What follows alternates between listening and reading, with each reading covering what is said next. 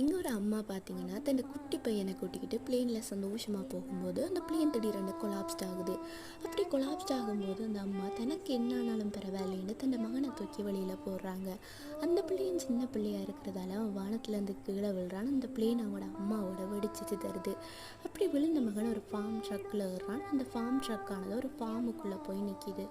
அவன் அந்த ஃபார்ம் ட்ரக்கில் அந்த கீழே இறங்கி நடக்கும்போது ஒரு மிகப்பெரிய பறவை வந்து அவனை கூட்டி கொண்டு போகுது. அப்படி தூக்கிட்டு போன அந்த பெரிய பறவை வானத்துல இருந்து அந்த பிள்ளைய கீழே விடுது.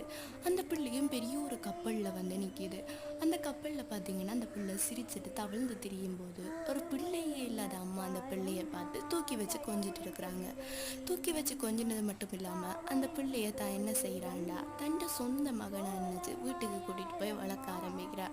ஆமாங்க, இதான் தாய்ப்பாசம். தனக்கு என்ன நடந்தாலும் பரவாயில்லையேன்னு அந்த பிள்ளைய தூக்கி போட்ட அம்மாவுக்கும் பிள்ளையே இல்லைன்னு நினைச்சு தண்ட மகனா அந்த பிள்ளை